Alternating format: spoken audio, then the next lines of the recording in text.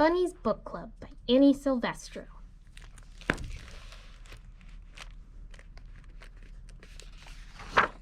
Bunny loved books.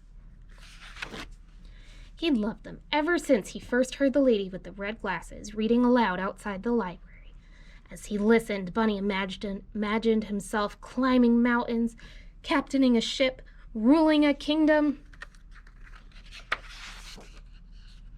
But when summer ended, story time moved back inside. Bunny wasn't sure if animals were allowed in the library, but Bunny was sure he couldn't live without books. Night after night, he could hardly sleep for wishing. He had to do something. So with a flashlight in his paws and hope in his heart, Bunny jumped out of bed and tiptoed through the dark. But when he reached the library door, it was locked. So were the windows. Bunny tried digging, climbing, and yanking. Nothing worked. Until finally he noticed the book return. The shiny handle was far above his head, but it was no match for a high-hopping bunny hungry for books. Bunny leapt. He clung to the bar, flung himself over, and wriggled his cottontail through the slot. He landed inside with a thud. Bunny's eyes sparkled at the sight of the shelves bursting with books. It was better than a field full of fresh, crunchy carrots. Bunny didn't know where to start. He took a deep breath. It smelled as if he were wrapped inside the pages of his favorite book. He followed his nose to the adventure section. There he found stories about swashbucklers, sharks, and superheroes. Bunny greedily grabbed them all. His whiskers twitching with excitement, he slipped his treasures through the book slot one by one. Then, performing his best balancing act, Bunny wobbled home. He couldn't wait to dig in. And so Bunny returned to the library each night. He searched and sneaked, then scurried back to read. Soon his home was more books than burrow. Then one evening, a loud knock startled Bunny. He closed his book and opened the door. "Where have you been?" asked Porcupine. "Reading," said Bunny. "Why?" said Porcupine. Bunny's eyes popped wide open. "Why?" he sputtered.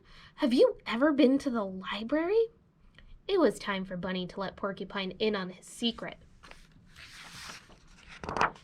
"Are you sure this is a good idea?" said Porcupine. "Calm your quills," said Bunny. "I'm too prickly. I'll never fit." Bunny pushed and shoved until pop went Porcupine. Bunny slipped in and flipped on his flashlight. "Whoa," said Porcupine. "I know," said Bunny. "Do you think there's a story about balloons? I've always wondered about balloons." "Most definitely," said Bunny. Sure enough, Porcupine found books on balloons, and on deserts and dunes, on caterpillars and cocoons. When Bunny handed him one about hedgehogs, he hugged it. The two friends took turns cramming books out the slot. Their towers teetered so high they could barely carry them. Back at Bunny's, they cozied up with cups of tea and carrot muffins. Together, they read until sunrise.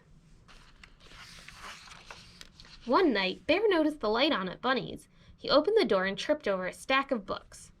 "What's going on?" said Bear. "Here," said Bunny, handing him a book. Bear made room and settled in to read. Soon, more curious animals began visiting. "Do you have any books about outer space?" said Bird. "Or about volcanoes?" asked Mole. "I'd like a ghost story," said Mouse. "I think it's time for a field trip," said Bunny. One by one, the animals stuffed themselves inside the library. Bear caused a bit of a delay. They scattered about, sniffing the stacks, pawing over pages. Squirrel gathered stories about the circus. Raccoon nabbed one about outlaws and bandits. Frog found a fairy tale. No one heard the key in the front door. No one heard the clack, clack, clacking of footsteps. No one heard the light flick on. "What do we have here?" said the librarian. The animals looked up in shock. Bunny gasped. Porcupine gaped. Bear groaned. "Follow me," she said. The animals marched slowly behind her. "We're done for," whispered Porcupine. "All libraries have rules," said the librarian sternly. Bunny's whiskers trembled. Porcupine's back bristled. Bear eyed the door. Bunny stepped forward to take the blame. The librarian leaned down. "The first rule is every book lover must have one of these," she said. She handed Bunny and his friends shiny new library cards.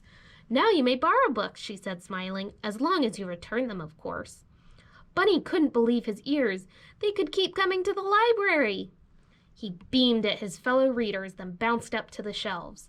He picked the perfect book, and he proudly checked out the very first official selection for Bunny's Book Club.